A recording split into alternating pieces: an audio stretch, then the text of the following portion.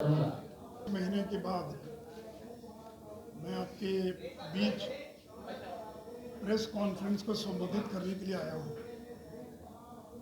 कल से लेकर अभी तक हमारे पार्टी के नेताओं ने काफ़ी बातों का जिक्र किया है। मैं प्रयास करूँगा कि उन बातों को दोहराया नहीं जाए। मित्रों, एक तो ये झूठा प्रचार किया जा रहा है, कि आरसीपी सिंह को बिना नीतीश कुमार की सहमति के केंद्र में मंत्री बना दिया गया। तो मैं आपसे स्पष्ट करना चाहूँगा कि जब 2019 में हमारी सरकार बनी, उसमें शिवसेना के 19 एमपी थे और जनता दलियों के केवल 16 एमपी थे। तो पार्टी ने तय किया कि एक एक मंत्री परिषद में हर दल को एक एक जगह दी जाएगी। क्योंकि जब हम शिवसेना को एक दे रहे हैं तो किसी अन्य को ज़्यादा देने का कोई सवाल ही पैदा नहीं होता था। तो केंद्र की सरकार ने, आदरणीय प्रधानमंत्री जी ने यह तय किया कि हर दल से एक एक व्यक्ति को मंत्री बनाया जाएगा। और जब जनता दलियों के नेता नीतीश जी से बातचीत की गई तो उन्होंने बाद में कहा कि हमारे दल में लोग किसी नाम पर एकमत नहीं हो पा रहे हैं, इसलिए अभी छोड़ दीजिए, बाद में देखा जाएगा। तो मैं फिर इस बात को दोहरा रहा हूं। उन्होंने कहा कि हमारे दल में किसी नाम पर सहमति नहीं बन पा रही है, इसलिए अभी छोड़ दीजिए, बाद में देखा जाएगा। और जब दूसरी बार मंत्रिपरिषद का विस्तार हो रहा था, उसमें स्वयं अमित शाह जी ने मुख्यमंत्री को टेलीफोन किया और कहा कि कोई एक नाम दे दीजिए। तो उन्होंने आरसीपी सिंह का नाम दिया और ये भी कहा कि देखिए ललन जी थोड़ा नाराज होंगे, उनका भी ध्यान रखना पड़ेगा। लेकिन उन्होंने एक नाम दिया और वह भी नाम आरसीपी सिंह का था। तो जब उन्होंने एक नाम दे दिया तब केंद्रीय मंत्रिपरिषद में उनको शामिल किया गया। तो इतना सफ़ेद झूठ, इतना सरासर झूठ, इस प्रकार का झूठ कि आरसीपी सिंह को बिना पूछे बना दिया गया। अगर बिना पूछे बना दिया गया तो आखिर 1.5 साल तक वो कैसे केंद्र की सरकार में मंत्री बने रहे? आप तो इतने ताकतवर थे कि एक दिन में उनको हटवा सकते थे। तो आपने तो कभी विरोध नहीं किया, कभी नहीं कहा कि उनको हटा दिया जाए। तभी तोड़ना हो तो तोड़ दीजिए, लेकिन इस प्रकार के झूठ का प्रचार ये नहीं करना चाहिए। और मित्रों, जो दूसरा प्रचार किया जा रहा है कि कर्ज माफ करेंगे, तो बिहार का किसान आपसे जानना चाहता है कि आप किसानों का कर्ज कितने दिनों में माफ करेंगे। और साथ ही साथ आपने कहा कि आशा कार्यकर्ता, आंगनबाड़ी सेविका, सहायिका, रसोई कर्मियों के मौजूदा मानदेय को दुगना करके और जीविका दीदियों को नियमित वेतन नौकरी उपलब्ध कराई जाएगी। तो जो आशा वर्कर है, ये जो आशा है, आंगनबाड़ी सेविका, सहायिका है, उनके वेतन को, उनके मानदेय को आपने दुगना करने की घोषणा की है। और नियोजित शिक्षकों के बारे में आपने कहा है कि समान काम समान वेतन की नीति लागू की जाएगी। तो मित्रों, मैं उम्मीद करता हूं कि आपने जो वायदा किया था उस वायदे के अनुरूप, चूंकि डी फैक्टो चीफ मिनिस्टर तो तेजस्वी यादव है, नीतीश जी तो केवल जिसको टिटुलर हेड कहते हैं वो दिखावे के मुख्यमंत्री होंगे। उनकी संख्या 80 है, आपकी संख्या 45-46 है। और लालू यादव के काम करने का तरीका क्या है सब लोग जानते हैं। तो दिखावे के मुख्यमंत्री रहेंगे नीतीश कुमार और असली मुख्यमंत्री होगा तेजस्वी प्रसाद यादव। तो मित्रों, केवल कि मैं जो उन्होंने वायदा किया था उस वायदे को याद कराते हुए, और अंत में केवल कि बीजेपी ने कोई कसर नहीं छोड़ रखी थी कि अगर कोई शिकायत है तो हम आपकी शिकायत दूर करने के लिए तैयार हैं। 2 बार धर्मेंद्र प्रधान आए, उन्होंने कोई शिकायत नहीं किया, नहीं सब ठीक चल रहा, कोई दिक्कत नहीं है। और ठीक सरकार गिरने के एक दिन पहले हमारे पार्टी के एक बड़े वरिष्ठ नेता ने दिल्ली से फ़ोन किया कि नीतीश जी सब ठीक तो है? बोला सब ठीक है, कोई दिक्कत नहीं है।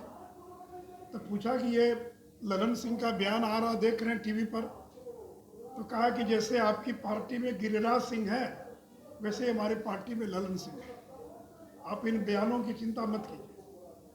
फिर कहा कि भाई आपके बहुत सारे और नेताओं का भी तरह तरह का बयान आ रहा है। तो बोला अरे नेता लोग हैं, प्रवक्ता हैं, कुछ न कुछ बोलते रहते हैं, कोई दिक्कत नहीं है। पूछा कोई शिकायत हो, कोई कठिनाई हो? तो कहा कि नहीं कोई दिक्कत नहीं, ऑल इज वेल। और अब करें कि मुझे अपमानित किया जा रहा है। अरे क्या अपमानित किया आपको? आप ही बता दें क्या अपमानित किया, बताना चाहिए ना, एक शब्द बोल देने से तो नहीं होगा। जैसे मित्रों अब तो सरकार बन गई, पार्टी ने जो कार्यक्रम घोषित किया उस कार्यक्रम के अनुसार हम काम करेंगे। लेकिन पहली बात कि ये नरेंद्र मोदी का अपमान है, ये बिहार के अति पिछड़ों का अपमान है। और बिहार का अति पिछड़ा अगले चुनाव के अंदर एक एक वोट नरेंद्र मोदी की झोली में देकर इसका बदला लेने का काम करेगा। और जो अपमानित करने की बात करते हैं कि जो मैंने विस्तार कोशिश हो रही थी, उदाहरण दिया जा रहा शिवसेना का। अरे शिवसेना हमारा सहयोगी दल थोड़ी था, वो तो वहाँ का सत्ताधारी दल था। आप तो हमारे सहयोगी दल थे। हमने सहयोगी दल रहते हुए कभी किसी पार्टी को तोड़ा नहीं। और जब वहाँ टूटी सरकार तो शिवसेना जो कि हमारा सहयोगी दल नहीं था, उसको वो पार्टी टूटी जो है। आप तो हमारे सहयोगी दल थे। और अगर आपको हम तोड़ भी देते मान लीजिए, तो सरकार कैसे बनती? क्योंकि हम तो केवल 74 या 75 थे और सरकार बनाने के लिए 46 चाहिए था। तो पूरी जनता दल यू आती तभी ना कुछ हो सकता था, तो भी बहुमत नहीं होता। और देखिए बीजेपी ने आज तक कभी किसी को धोखा नहीं दिया। हमने नीतीश जी को एक बार नहीं 5 बार बिहार का मुख्यमंत्री बनाया, 5 बार। राष्ट्रीय जनता दल ने 2 बार बनाया और हम लोगों ने 5 बार बनाया। 17 साल का हमारा संबंध था, लेकिन आपने दोनों बार एक झटके में तोड़ दिया। और मित्रों मैं आपको याद कराना चाहूंगा, पुराने पत्रकारों को याद होगा 2005 नवंबर का जब विधानसभा का चुनाव हो रहा था, समता पार्टी में 2 गुट हो गया। जॉर्ज फर्नांडिस, दिग्विजय सिंह, प्रभुनाथ सिंह, ये लोग नहीं चाहते थे कि नीतीश जी का नाम घोषित किया, वो तैयार नहीं थे। और मैंने बिना पार्टी से पूछे मैंने उनके नाम का ऐलान किया कि 2005 में नवंबर के चुनाव का मुख्यमंत्री का उम्मीदवार नीतीश कुमार होगा, और पार्टी ने उस पर मोहर लगाई। तो जिस बीजेपी ने आपको 5 बार बिहार का मुख्यमंत्री बनाया, आपके पार्टी के विरोध के बावजूद आपके नाम का ऐलान किया और आपको मुख्यमंत्री बनाया, उस पार्टी को आपने धोखा दे दिया। और देखिए मित्रों, ये जो विश्वासघात है, ये केवल बिहार की जनता के साथ विश्वासघात नहीं है।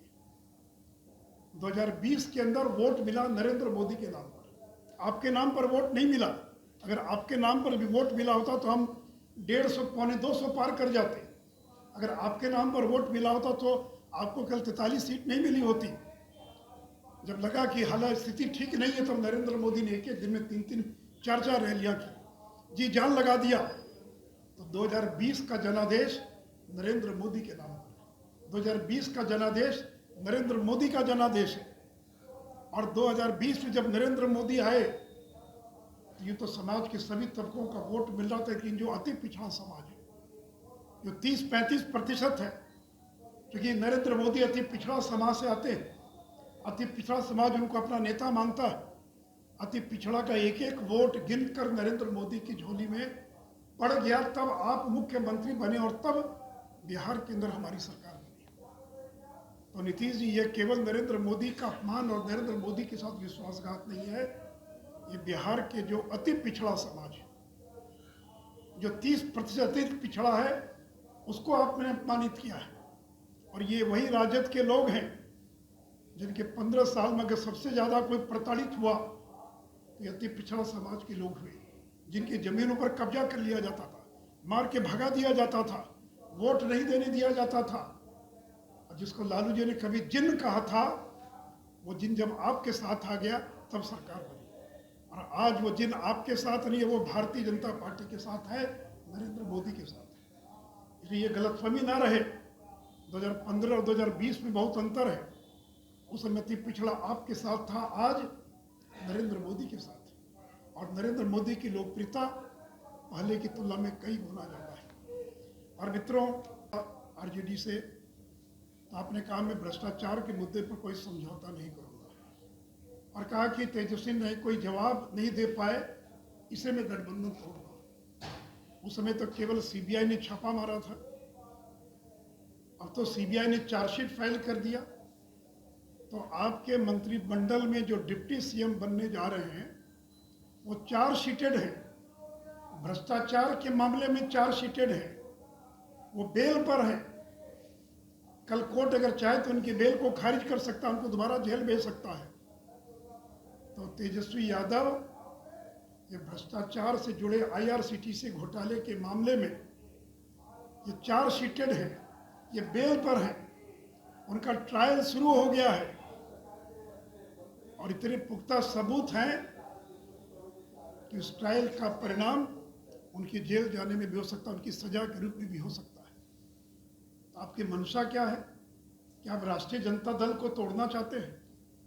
क्या आपकी साजिश है कि राष्ट्रीय जनता दल को तोड़कर और मैं बिहार का मुख्यमंत्री बना रहूं? लालू जी तो बूढ़े हो गए, बीमार रहते हैं, ये लड़का कब जेल चला जाएगा पता नहीं है। तो मित्रों, इसलिए मैंने कहा कि लालू जी ने कहा था पलटू राम, बीजेपी ने नहीं कहा था। इसलिए ये कल राष्ट्रीय जनता दल को भी धोखा दे सकते हैं। राजद के नेताओं को भी और सावधान रहने की आवश्यकता है। मित्रों, उनकी महत्वाकांक्षा को लेकर बात हो रही है। मित्र, मैं आपको बताना चाहूँगा कि उनके नज़दीकी लोगों ने कई बार प्रयास किया कि उनको उपराष्ट्रपति का उम्मीदवार घोषित कर दिया जाए।